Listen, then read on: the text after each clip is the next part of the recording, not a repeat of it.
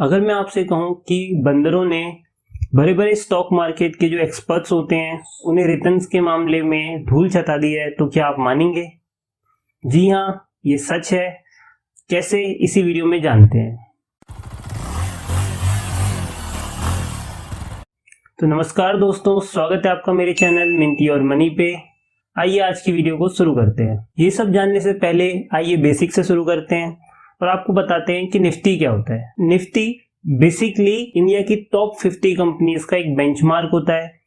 अगर आसान भाषा में कहा जाए तो इंडिया की टॉप 50 बेस्ट कंपनीज कैसा कर रही हैं ये हमें निफ्टी बताता है। अगर हम ये देखते हैं कि निफ्टी बढ़ रहा है यानी कि ये टॉप 50 कंपनीज अच्छा कर रही हैं, और अगर हमें इसका उल्टा सुनने को मिलता है कि आज शेयर बाजार गिर रहा है या निफ्टी गिर रही है, तो इसका सिंपल सा मतलब यही है कि जो टॉप 50 कंपनी इंडिया की हैं उन्होंने आज अच्छा नहीं किया।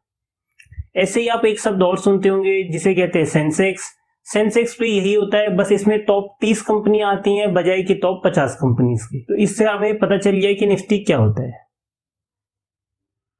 आपने मुझे कई वीडियोस में ये कहते हुए सुना होगा कि निफ्टी में इन्वेस्ट कीजिए, निफ्टी में इन्वेस्ट कीजिए।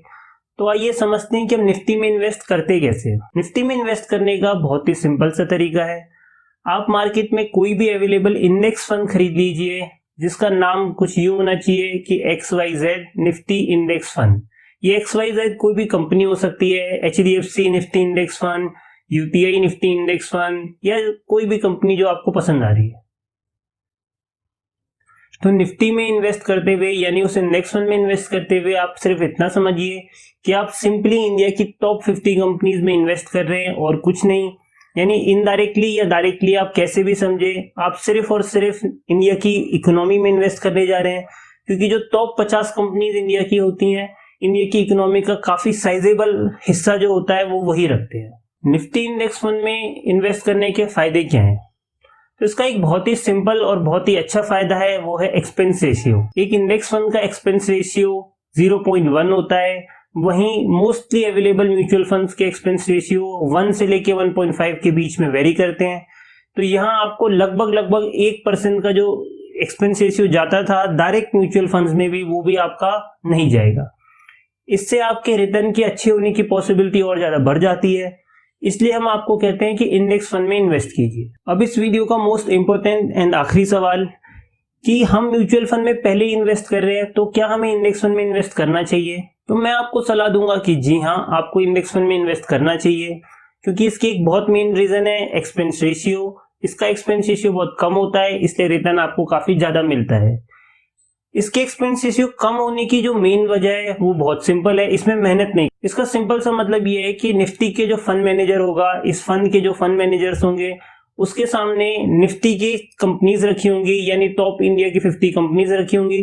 उसे बस उन्हीं को सिलेक्ट करना है, उन्हीं के स्टॉक्स खरीदने हैं और उन्हीं पे आपके शेयर खरीद के आपके अकाउंट में दे देने हैं।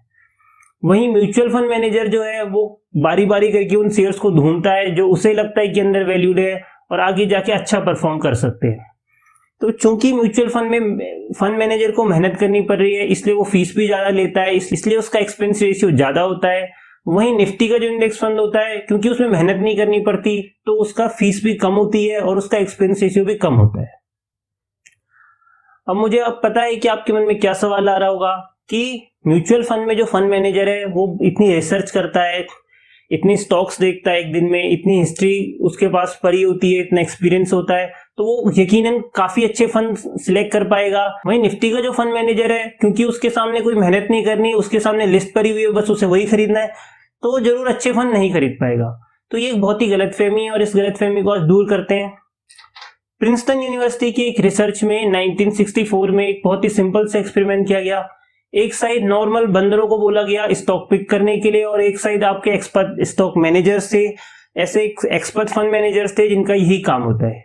आप यकीन नहीं करेंगे कि उन बंदरों ने उस एक्सपेरिमेंट में जो स्टॉक सिलेक्ट किए, उन्होंने एक्सपर्ट के द्वारा सिलेक्ट किए गए स्टॉक्स को आसानी से बीट कर दिया। आप कह सकते हैं तो तुक्का हो गया। तो ये उन्होंने ऐसा एक साल नहीं, 1964 से 2010 यानी 46 साल 46 ईयर्स तक कंटिन्यूअसली ऐसा किया। इस स्टडी को मैंने डिस्क्रिप्शन में लिंक कर रखा है, आप वहां जाके इसे और पढ़ सकते हैं। गूगल में भी अगर आप सर्च करना चाहते हैं इसके बारे में तो आप सिंपली सर्च कर सकते हैं any monkey can beat the market. इसके अंदर आपको फोर्ब्स का आर्टिकल मिल जाएगा, उसमें भी आप ये रिसर्च पढ़ सकते हैं। एक बहुत अच्छी किताब है a random walk down wall street, उसमें भी आप ये सब पढ़ सकते हैं। तो क्या इसका मतलब ये है कि अब बंदर ही आपके फंड्स को सिलेक्ट करेंगे? जी नहीं, ये सिंपली ये बताता है कि जो स्टॉक मैनेजर बहुत मेहनत करके स्टॉक सिलेक्ट करते हैं, जो फंड मैनेजर काफी मेहनत से स्टॉक सिलेक्ट करते हैं, उसमें भी ये कोई गारंटी नहीं होती है कि वो आपको काफी अच्छा रिटर्न दे ही देंगे, बजाय कि एक नॉर्मल वेटेज इंडेक्स फंड के ऊपर। तो ये एक्सपेरिमेंट सिंपली ये साबित करता है कि इंडेक्स फंड किसी भी मामले में म्यूचुअल फंड से कम नहीं होते हैं। तो मैं आपको यही सलाह दूंगा कि आप निफ्टी के किसी भी इंडेक्स फंड में जिसका एक्सपेंस रेशियो कम हो, उसमें जाके इन्वेस्ट कर लीजिए और बाकी सारी टेंशन भूल जाइए। इंडेक्स फंड म्यूचुअल फंड से क्यों अच्छे होते हैं, ये और भी मैं आगे आने वाली वीडियोस में और डिटेल में बताऊंगा, जिसमें हम ऐसे ही और एक्सपेरिमेंट के बारे में आपको बताते रहेंगे। तो अगर आपको आज की वीडियो अच्छी लगी तो इसे लाइक करना मत भूलिएगा, दोस्तों के साथ शेयर करना मत भूलिएगा, मेरे चैनल को सब्सक्राइब करना तो बिल्कुल मत भूलिए। डिस्क्रिप्शन में आपको मेरे इंस्टाग्राम के लिंक भी मिल जाएंगे, मुझे वहां फॉलो करना मत भूलिएगा, वहां मैं ऐसे एक्सपेरिमेंट के स्क्रीनशॉट भेजता रहता हूं। Thank you, bye bye and take care.